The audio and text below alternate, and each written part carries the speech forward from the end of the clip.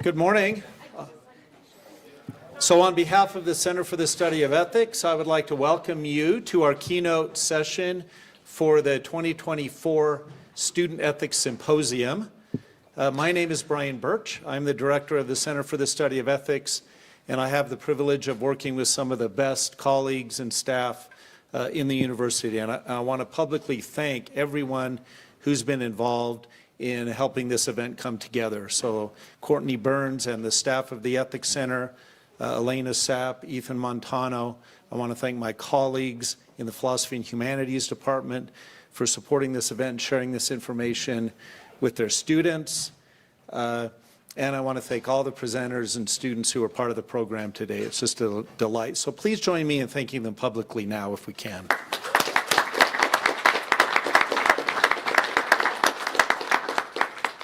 So our keynote address this morning is a special treat for me because we have the privilege of hearing from a friend and colleague of mine, Gabriel Toscano.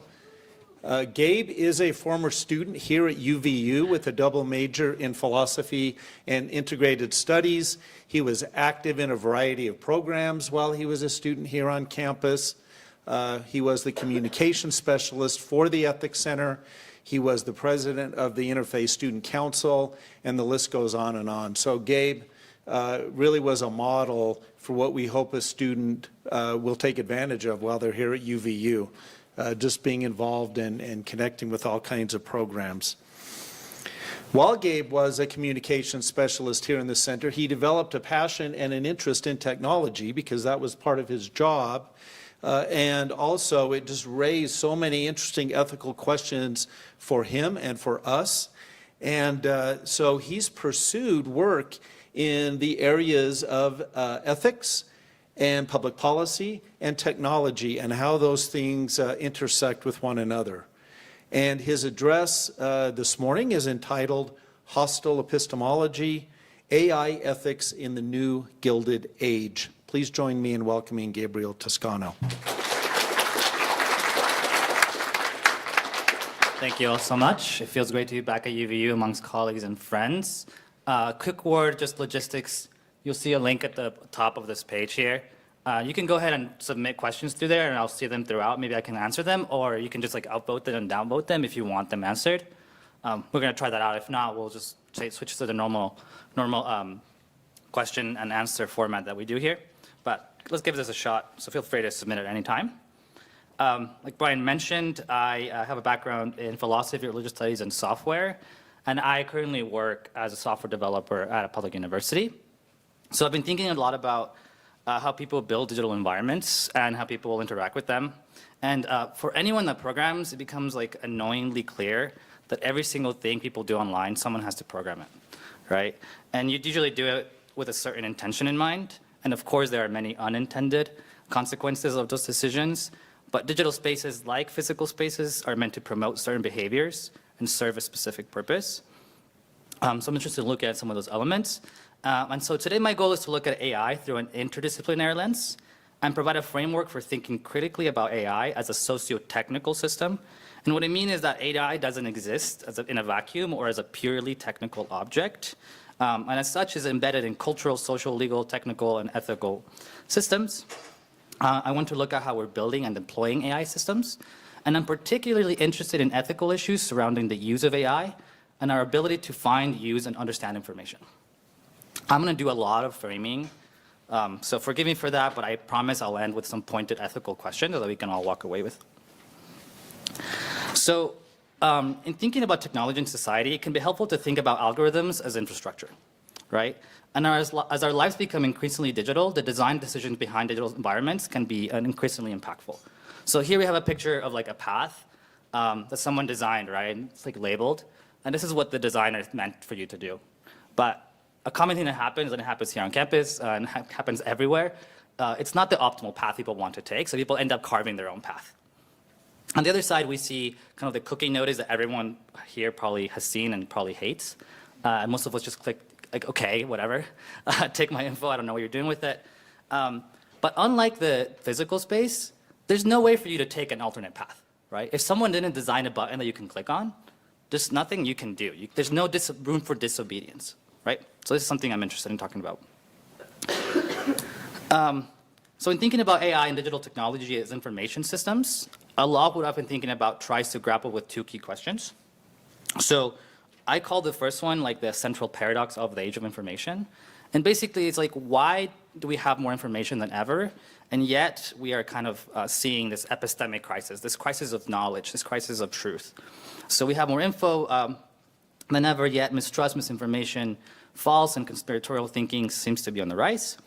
And epistemology deals with how people make judgments about what to trust and what to believe, right? And then I'm arguing that in the age of information, digital information systems are at the crux of many questions about what information we have access to and we can do with it. So the second question that I'm interested in is, I'm trying to understand why technologies that we rely on for information are made the way they are, right? What are the underlying motivations, assumptions, imperatives that guide the development of technology? Or to put it simply, what are we optimizing for when designing digital technology? What are we interested in kind of doing? So in my talk, I introduced 4 key concepts that I think are helpful. The first two have to do with this epistemology kind of question and the relationship between individuals and the digital environments they inhabit. So social epistemologists have been trying to make sense of the paradox. And one of the central tendencies or readings of the situation is called vice epistemology. And the idea with vice epistemology is that we're looking at the cognitive and mental features of people in making judgments about what to trust and what to believe. And it's particularly interested in those that lead them to believe in lies, conspiracy theories, and to mistrust. So the vice epistemology reading of post-truth societies emphasizes the role of individual agents making judgments about what to trust and what to believe. So if you believe in a conspiracy theory, it's because you're feeble-minded, maybe you're easily manipulated, et cetera, et cetera. But I think that vice epistemology is definitely part of what is happening, but I think it overemphasizes the role of individuals, and in doing so, disregards important systemic problems. So I want to introduce a counterbalancing approach that looks at the features of the environment that affect our ability to make judgments about what is true and what to believe. And a lot of this work relies on ideas introduced by Thi Nguyen, who used to be at UVU and is now at the University of Utah. And hostile epistemology explores how environments can exploit and manipulate our cognitive limitations and make it more difficult for us to make good epistemic judgments. The second question, I'm interested in looking at history and kind of our moment in time, like what's happening right now. And also I want to talk about the political economics of how tech kind of works, as a business. So first I'll talk about the idea of the new Gilded Age. And this is an idea introduced by Tom Wheeler in a recent book called Techlash. He served as the chairman of the Federal Communications Commission in the US from 2013 to 2017. And he observed many of the interactions between businesses and government during a critical period of technological development. In his book, he compares the economic and regulatory environment that gave rise to the Gilded Age in the 19th century with the regulatory and economic situation of today. And second, I use the work of Shoshana Zuboff. She's at Harvard, and she talks extensively about the underlying motivations and imperatives that influence how technology is being built. Most importantly, she argues that the relationship between those building technology and those using it is widely misunderstood. She argues that the users are not the product, but rather the means through which companies gather the raw materials to build their data-driven software products, including today AI products. So the real customers are buying the software and data in order to predict our behavior in everything from what we shop to how we vote. With AI, firms have been able to capitalize on digital surveillance technology to create software that is quite good at making predictions about increasingly complex behaviors. Okay, so let's define some terms. I did do philosophy here, so I have to. What I mean by AI is any technique that enables machines to mimic human behavior. The assumption is that if a human can do a certain task that involves intelligence, and a machine can do it, then the machine is intelligent to some degree. And that's really hotly debated, what the definition is, but I think this will work for our purposes. And most of AI today is actually a subset of most AI today is a subset of AI called machine learning, and it's basically a technique that uses statistical methods to train and teach machines to do something by having them look at lots of examples and have it write its own algorithm, right? So that's why it's so powerful, because as a programmer, I no longer have to know exactly how to do something. The machine learns to do it by itself. And in particular, right now what we're seeing is the emergence and supremacy of a technique for doing machine learning called deep learning, which uses 1950s understanding of the brain to create neural networks that find patterns in complex and multidimensional ways. I'm not going to bore you with too many technical details, but I do know some of the stuff that's happening underneath. Feel free to ask in Q&A if that's something you're interested in. At their core, these AI systems are pattern-finding probability machines. So they're giving lots of data, find patterns in the data, and predict values from the data, right? So to show historical stuff, and you want it to predict future values, things it hasn't seen yet. The quality and magnitude of examples, aka the data, usually the better the system. The more accurate and precise the predictions, the better the model performs. And importantly, unlike classical systems, where programmers explicitly define the algorithms to make predictions, AI systems program themselves and create the algorithms to solve a given task.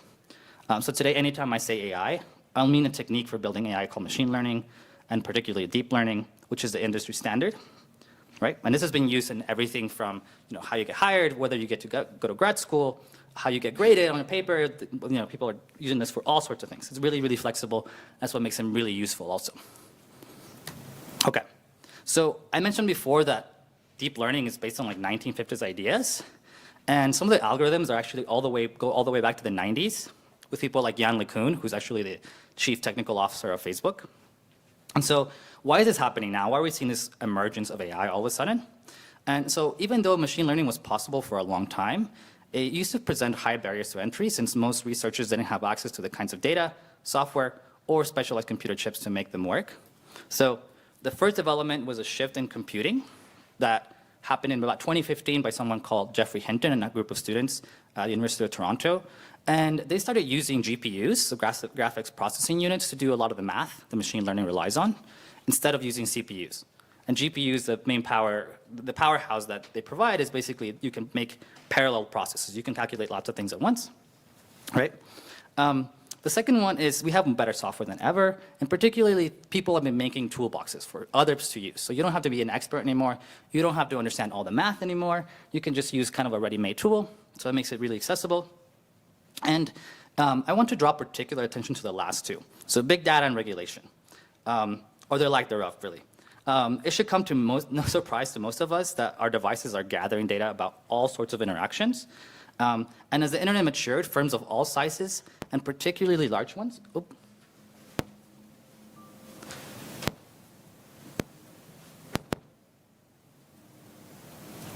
I'll keep going.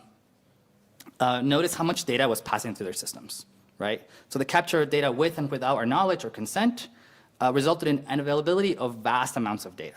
This is sometimes referred to as data exhaust. So it was things that people weren't really collecting for any reason, but eventually, particularly Google, realized that they could use this data to do a lot of interesting things. So eventually, what was once considered to be data exhaust became a useful commodity, something that could be packaged and sold. And since most firms have access to public data sets, and ideally their own proprietary data set, many, many firms, again, particularly large ones, have all the ingredients to train AI models. This is also why many companies were able to add like an AI label to all their products really quickly, because they were already doing 80 or 90% of the work, which was collecting data, right?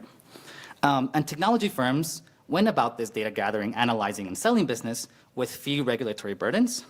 Firms invested heavily under the assumption that the government would not intervene and threaten the returns on their investment. Governments also benefited from the digital surveillance infrastructure, mainly because they worked quite well, and they didn't have to build their own. And so now I turn to the idea of thinking in time. So the idea of a new Gilded Age implies the existence of an old Gilded Age. So the old Gilded Age was a period between 1870s and 1890s in the US that saw immense economic expansion. It was actually the first time the US surpassed Britain in terms of economic output. And it's also characterized by the maturing of industrial era technologies like steam, like mass manufacturing. And it created monopolies of businesses within a largely unregulated marketplace. The trust established by the robber barons or captains of industry, depending on how you see it, utilized their size and influence to limit competition and control critical areas of the economy, like factories, railroads, and steel manufacturing. So we see here the 1888 cartoon titled, keep touching this thing, The Bosses of the Senate, where the cartoonist Joseph Kepler depicts the Senate as controlled by giant moneybags who represented the nation's financial trusts and monopolies. So here so the steel trust, we see the railroad trust, et cetera. Fast forward to today, Tom Wheeler argues that the political and economic patterns of the Gilded Age are echoed today with the maturing of digital technology. In their 2013 book, ex-Google executives Eric Schmidt and Jared Cohen call the internet, quote, the world's largest ungoverned space, end quote. In the past 20 to 30 years, tech companies have come to dominate global economies and have come to such prominence in relatively little time, in large part due to a regulatory environment that promotes risky technical and business practices. In this 2023 cartoon published by The Economist, we see a pretty succinct depiction of what is happening here. Here, the artist points to the double intentions embedded in international consensus following the UK AI Safety Summit held in that November. Namely, that AI is both potentially catastrophic, but way too economically and politically important for us to stop or slow down. So what we're seeing is that we find ourselves in a digital arms race where few governments are willing to slow down AI development through regulation.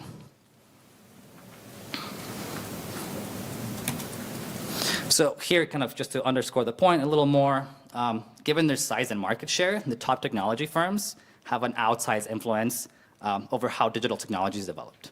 Of the 10 most valuable companies in the world, 7 of them are in the tech sector, and they're all heavily invested in AI, either directly or indirectly. I'll just go through some really quick. This is not particularly important, but I want to point the fact that they grew really, really quickly. Like these companies, like most of them were founded in the 70s or after, like Microsoft 1975, Apple 1976, Google was founded in Google was founded in 1998, Facebook in 2004, right? So these companies grew really, really quickly. And again, just to underscore the point, between Apple holding about 30% of the smartphone market, so they control both the hardware and the software, and Google controls the other 70%. So between Apple and Google, basically all of our phones are controlled by 2 companies. And I can go on and on about this. Feel free to ask me more about what I mean here. And they were able to get so big because they work under different economic realities. So in Tech Flash, Tom Wheeler explains how industrial businesses relied on exhaustible materials such as coal, steel, and human labor, what economists call rivalrous assets. So where the steel used by GM to build a car could not be then reused by their competitors. And in that sense, they competed for resources. By extension, the tangible goods they produce can also be used or owned by one party at any one time. So data and software, on the other hand, are inexhaustible and non-rivalrous assets. Multiple parties can use and reuse data and code. You build it once, you sell access to it many, many times. And all of us have probably, I remember the time before everything was a service, right? Software as a service, where you had to pay a subscription. You used to be able to just buy a license to something, right? But now this has been taken to an extreme where we're always having to kind of have a subscription to a service like Photoshop, for example, right? Unlike industrial businesses that can reach a point of diminishing return, so that's the curve that we see kind of plateauing in growth, right? So for every dollar you put in, you don't get a dollar back, you get fractions of it. Technology companies do not see a similar plateauing effect. In this regard, he says, quote, after foundation investments in computers, connections, and code, digital economies leap past linear improvements to grow exponentially in their delivery of value. So they can make a lot more money, and it's easier for them to make a lot more money once they invest. So just to kind of summarize, they're similar in some ways, particularly in the sense that the big players is kind of a win-all kind of a game that we're playing, and regulation really makes that possible. In the ways that they're very different is that they use very different kinds of raw materials, and they make very different kinds of products. So the upshot here is that we find ourselves in a situation where a few firms, without meaningful public accountability, have immense influence over what information we have access and what we can do with it. Our digital environments and our digital lives are mediated by institutions with their own goals, agendas, and priorities that often counter to the needs, goals, and agendas of the public. So companies act in a way that optimize their revenues, even when it could potentially harm the public, right? And they do so because it's legal for them to do so. And if you Google, privacy fines, Facebook, or something, you'll see that they're willing to do it even when they're technically not allowed to, because paying the fine is worth it in the long run, right? Okay, so this is the last part of the framing. Now I want to return to thinking about what technology is designed to do. In their 1998 paper titled The Anatomy of Large-Scale Hypertextual Web Search Engine, this is the paper at Stanford that started Google, Sergey and Brin talked about how technology tools could be twisted by market incentives. So should they say, currently the predominant business model for commercial search engines is advertising. The goals of advertising business models do not always correspond to providing quality search for users, right? And this was in 1998, but given the dynamics of the dot-com crisis, they quickly switched the model of Google from being kind of user-centric to being kind of market-centric. And mainly because if they didn't do that, they would probably not exist today. So most of us have heard at some point the idea that if it's free, then you're the product. But Zuboff is saying this is not quite right. In her seminal 2018 book, she describes in immense detail how we have shifted from being like the focus of technological development to being kind of used as a source of raw materials, meaning data. And she says, users are no longer the subjects of value realization, nor are we the product. Instead, we are the objects from which raw materials are extracted and expropriated for prediction factories. Predictions about our behavior are Google's products, and they are sold to its actual customers, but not to us. We are the means to others' ends. So she's describing the concept of surveillance capitalism as an economic arrangement forged by the tech industry as one driven by the indiscriminate collection and commoditization of data. She argues that what at one point was seen as data exhaust or behavioral surplus, passing through a system, this data has become sold and packaged in the behavioral futures market, which I would call actually the algorithm predictions market. But really, what they're trying to predict is behavior about, again, how we shop, how we buy, all these sorts of things. So I argue that the AI boom, with its immense amounts of data, right, it needs a lot of data, is adjacent to the projects of surveillance capitalism, which in itself relies on epistemic hostility to fulfill its goals. So what I'm saying is, if we actually knew what these systems were doing and how much data was being tracked, we probably wouldn't accept to it, right? So it doesn't, but it doesn't make sense for companies to let us know exactly what they're doing with their stuff. So they're kind of, again, behaving in ways that are hostile to us understanding what is happening. So for all its promise and perils, data-driven machine learning could not exist without what Zuboff calls the extraction imperative of surveillance capitalism.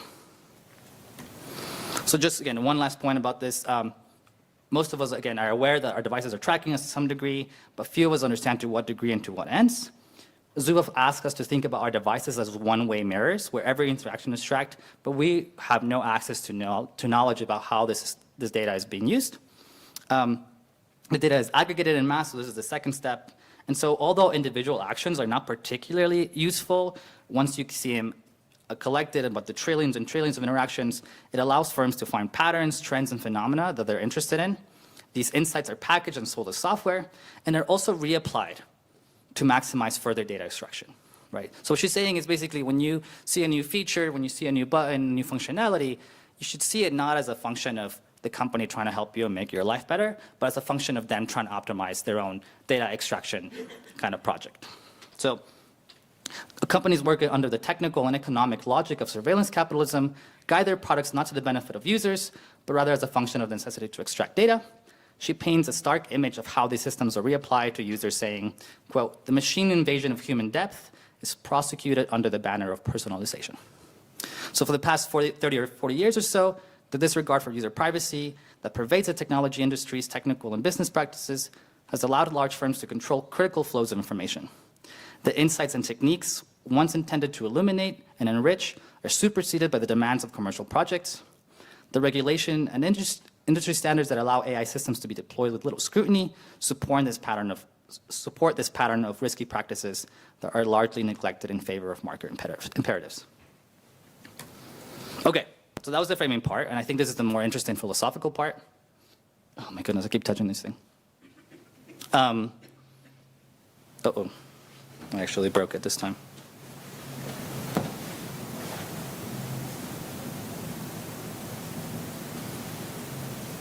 Okay, I'll get going. Okay, there it is. So, hostile epistemology is the study in which environmental features exploit our cognitive vulnerabilities, and particularly when those vulnerabilities are unavoidable, when they arise from the essential condition of our epistemic lives.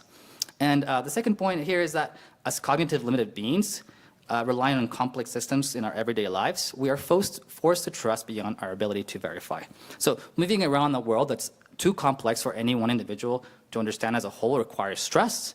We trust that the lights will turn on when we flip a switch. We trust that our phones will have internet service, et cetera, et cetera. So we trust that a lot of folks know what they're doing and that these things will work. Otherwise, we'll just be paralyzed in indecision.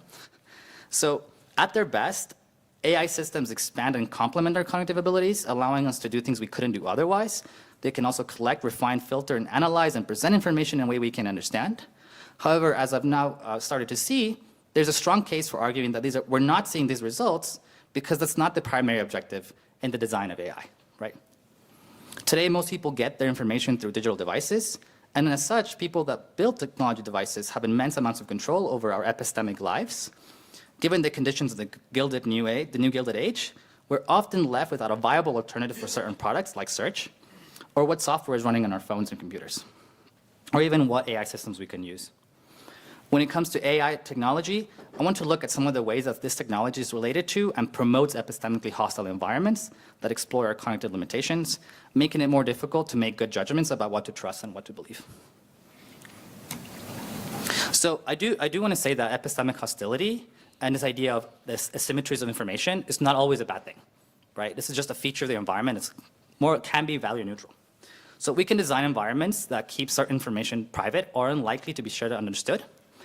This is because not knowing serves an instrumental purpose in a given context. So here I have some examples in which I actually think it's actually really beneficial to have epistemic hostility. So one is in magic, right? The less the audience knows about what the trick is doing and how it's done, the funner it is. And the more likely this is a good magician, this is a good performer. So right, epistemic hostility and asymmetries of knowledge play an instrumental role in how good this experience is, right? So it's a feature, not a bug. Second is research. So when researchers know who's getting a treatment, and when the person receiving the treatment knows that they're getting a treatment, you introduce a lot of biases that are actually counter to the experiment. So we keep them all outside of the knowledge to make sure that they don't introduce those biases. The third is with markets. So we've all heard of things like insider trading. Basically, if you use privileged information to make financial decisions, that's kind of considered cheating in the marketplace, right? So we don't want things like, in this case, I have the example of airlines, where this is actually a real case. In the 1980s, a bunch of airlines got together and decided to raise prices altogether. And obviously, they were sued, and they lost an antitrust case. But this is also happening with algorithms now. And there's an ongoing lawsuit in California about software called RealPage. So a bunch of corporate landlords started using this one piece of software to price their companies. And a lot of the pricing is kind of dynamic and machine learning driven, but they're not all getting together and talking about how to raise prices together, right? Because that would be illegal. But what they're doing is sharing all their data with this one company. The company is training its own machine learning algorithm, and it's doing kind of the colluding for them. Or at least that's the argument. But we don't have laws that readily apply to this kind of colluding kind of principle because we really haven't had to deal with these problems before. Okay. So I also want to say that there's many kinds of epistemic hostility. One of them is that it can be like natural hostility. So machine code, like computer code, is naturally hostile to humans, but it's the only way computers can make sense of anything. So we can't really use something else to deal with this information. And you can see here, like if you look at this website, that's pretty, I think, repeatable design, easy to understand on the left. That's what most of us look at websites like. This is what the experience that we have. However, if you happen to not be able to see and use a screen reader, actually what you're more likely to look at and what's more epistemically hospitable to you is the code on the right? So hostility can be both, epistemic hostility can be both natural and also relative. Sorry, one more point about this. So let's say, for example, that you only really care because you're a sightseeing person. You can only care about designing things that look nice, but your code's really bad. It makes it so the environment for someone that can't see more hostile, right? By definition, because you're designing it that way. It's not an accident. You're intentionally choosing not to address those needs. There's also the concept of like intentional hostility. So the power and knowledge asymmetries between users and kind of people building technology is kind of expressed in a pretty interesting way. So has anyone seen like this type of infrastructure around like town? And I've seen it pop out all over the place. Like it's often there for people not to sit and sleep in places. But again, it's a very conscious decision about what they want you to do there and not do there.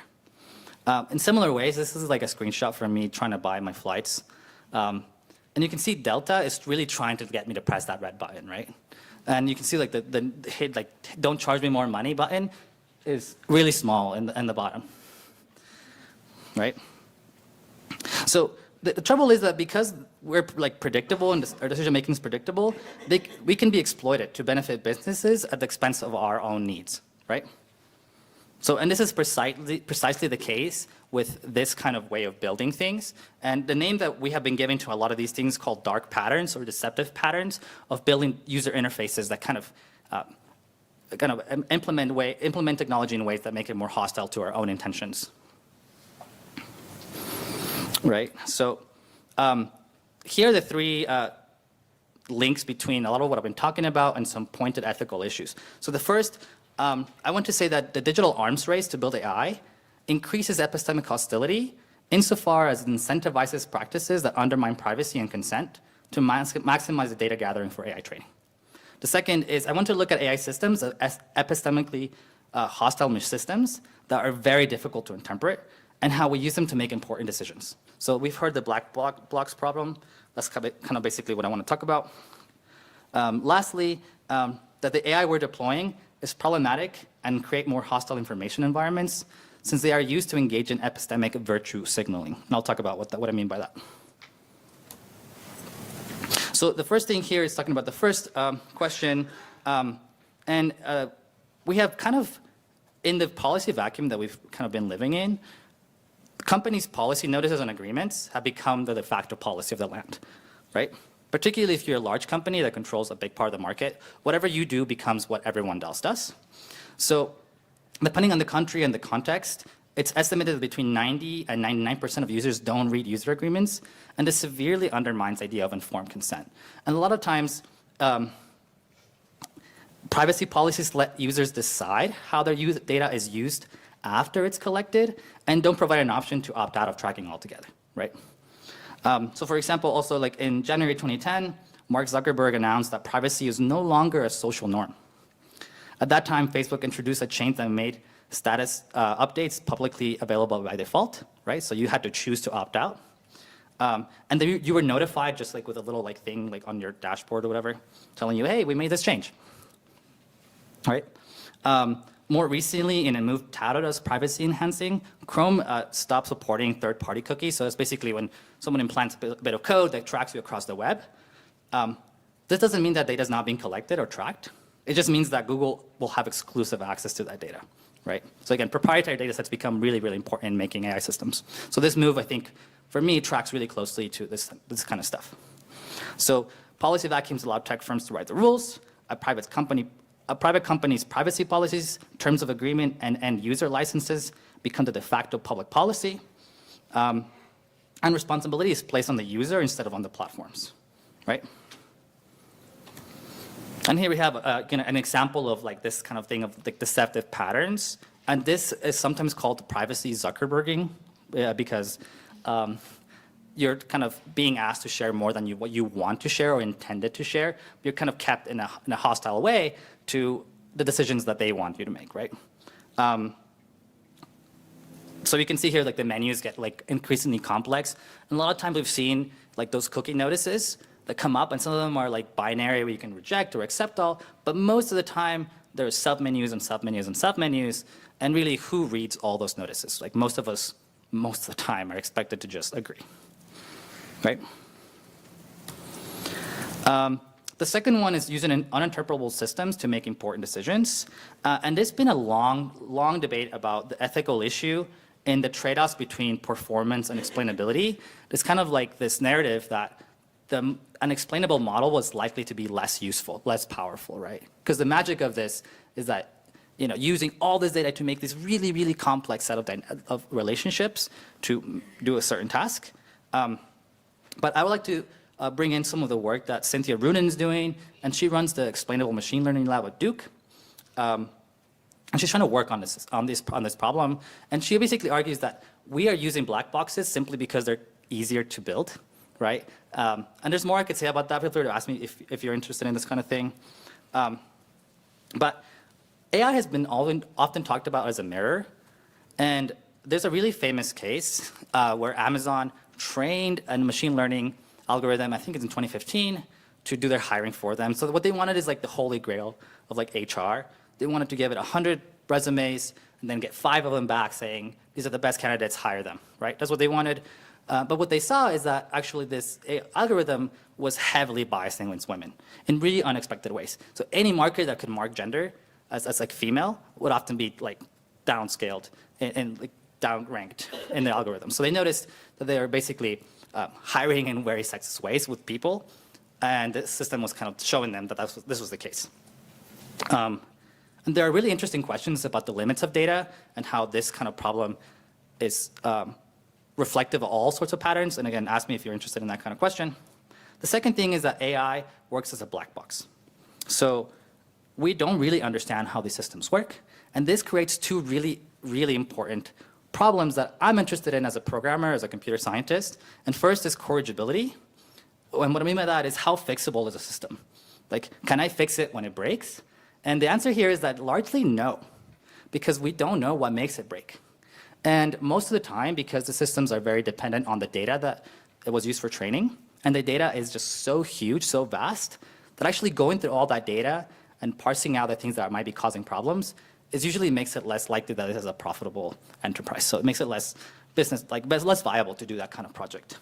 The second is, with what consistency does the system perform as intended? And when it doesn't perform as intended, why, right? So these are 2 interrelated issues dealing with black boxes that I think are really problematic when we use them to make decisions that affect a lot of folks.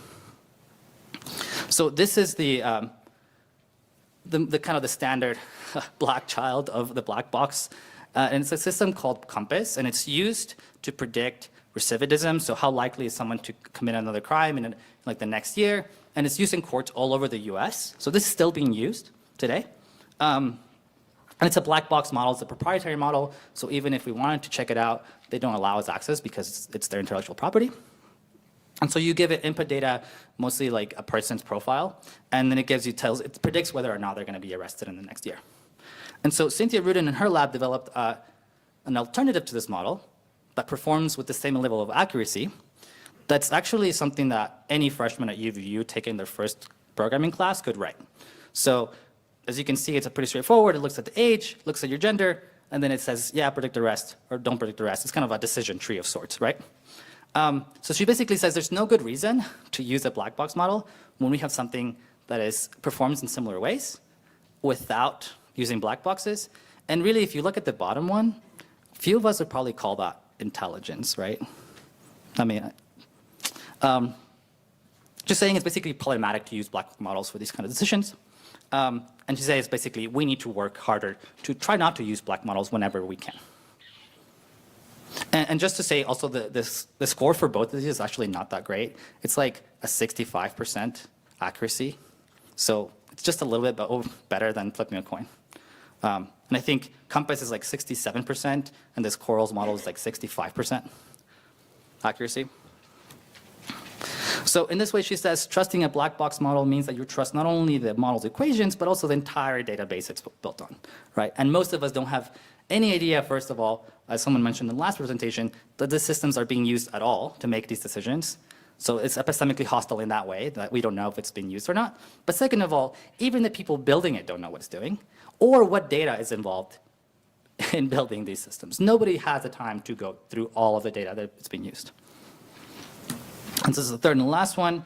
And the idea is that we're deploying AI systems that make it easy for us to make things that look like real, legitimate, trustworthy information. We have it at scale, at mass scale, right? So AI systems are very good at simulating and giving the appearance of veracity and quality of information. And in that way, they exploit our cognitive thought-stopping heuristics. So all the tricks that we usually use to make sure that something is trustworthy, I'm saying these things make it easier to break those kind of heuristics, right? For experts and non-experts alike, they can provide an illusion of understanding.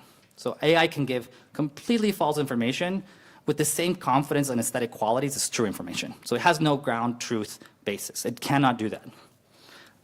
The second is hallucinations with information and disinformation. And this is particularly related to generative AI systems like ChatGPT and all the image creation stuff. So their capacity to make synthetic data without verifiability or ground truth makes it easy to deploy false, misleading, and manipulative content at a mass scale. Okay? And hallucination was the word of the year for 2023. And another way to think about it, in more mathematical terms, is as a failed approximation, right? So it's trying to look at data, it's trying to say, hey, what makes sense in this content for me to give back as a result, but it approximates incorrectly. The last examples here is like what we're seeing as a result of this. Academia has been dealing with a bit of a peer review crisis. So people are often working as volunteers on the systems, but now we're seeing an increase in the number of publications submitted, with a further strain in the peer reviewer system, which is largely relies on volunteers, and things are starting to fall through the cracks. So here on this article, someone basically just copy-pasted the result of their prompt from ChatGPT. And this kind of thing is happening more and more over time, right? And the second one, and this is a big problem for journal publishers, since for most of them, the reputation is really all they've got, right? Generative AI created stuff could quickly overwhelm the reviewing process, leading to a drop in reputation. The second example is a few months ago, I think this is in January or March, I can't remember. This story caught my eye with an employee who was duped into paying about $20 million of her firm's money to fraudsters who were pretending to be her colleagues and her chief financial officer, some C-level suite executive. And the employee sent the money after receiving a video conference call where a bunch of deep fake versions of the employees, including the chief financial officer, requested 5 bank transfers totaling $20 million, right? So she was unable to catch the fact that these were not real people and this was somebody who was trying to defraud her. So going back to the original point, I think that Vice Epistemology talks about how people can orient themselves towards new technologies, right? So it places the responsibility on individuals for how do we deal with this stuff, to be more educated, to have more digital literacy, et cetera, et cetera. And what I'm saying is that I think a more important question, especially given the economic and regulatory conditions of our age, is that we need to ask how we can orient new technologies towards people. Vice epistemology surely exists as a real and important element that we must come to deal with, right? But I think that hostile epistemology offers a counterbalancing framework that flushes out the specific features of the information environment that make it easier or more difficult for people to understand information. So what I'm saying here is that, not that vice epistemology is not a real thing, but it's actually a symptom of the problem more so than the cause of the problem. So just to summarize, I'm saying that AI systems rely on hostile environments to indiscriminately gather data for training, that AI in itself is an epistemically hostile machine, and third, that AI is routinely used in ways that exacerbate how much work people have to do to find, know, and trust digital information, and that technologies that intentionally or unintentionally raise the cognitive demands would likely lead to hostile information environments. And in doing so, they systematically obstruct the gaining, keeping, and sharing of knowledge. Thank you very much.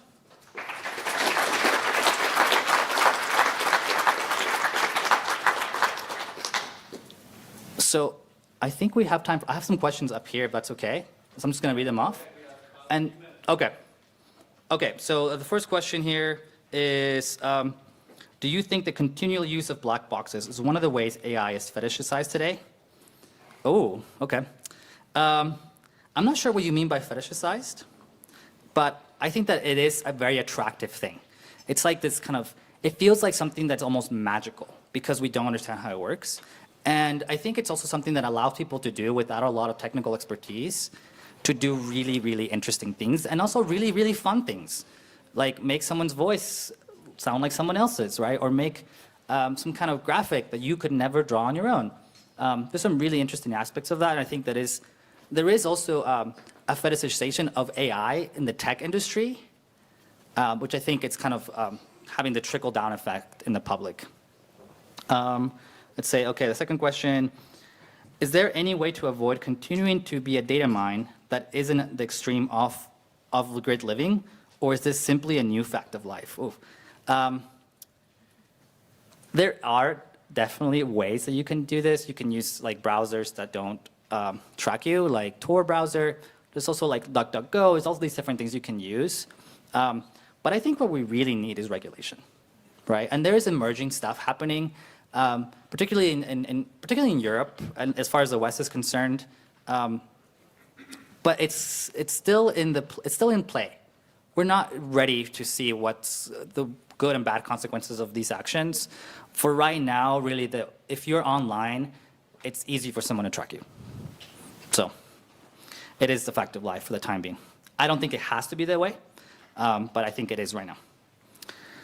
Okay, the quick question, just because it's also about regulation, can you point to examples of regulatory proposals enacted in the US or elsewhere, which you think could help address the concerns of AI that use hostility to us as workers, consumers, or citizens? So I think that there are many, many, many ways we could make the situation less worse. So I think it was the 1980s, the FCC talked about TV and radio, right, because it was being sent over the airwaves, as this like pervasive technology that needed to be controlled like immediately, right? And we have all these rules that control TV and radio, but we failed to do that with the internet.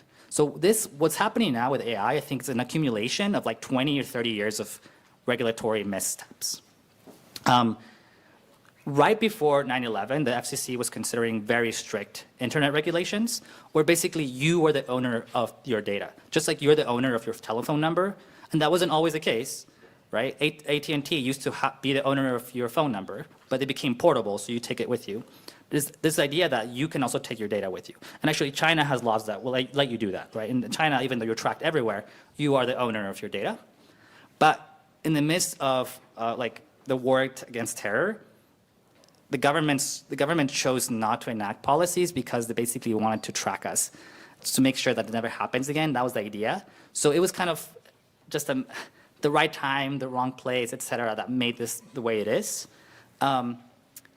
Right now, we do have an AI Bill of Rights that's trying to understand what we could do about this and what people's rights might be. But again, it's still very early in the process. Europe has by far the most comprehensive law, but it's, again, likely to be weakened over time unless they keep up with it consistently. Sadly, we're out of time. Before we thank Gabe, I just want to call your attention to the fact that we have sessions coming up later this morning and this afternoon. Actually, this afternoon. If you want to know the schedule, there's a QR code on the posters outside the door.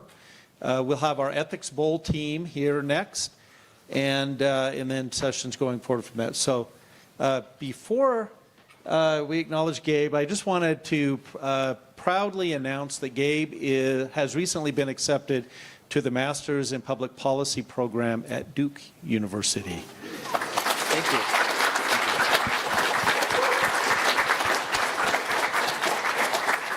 Thank you, Gabe. Thank you all. And if you want to know more, just come up, talk to me. I'm happy to chat.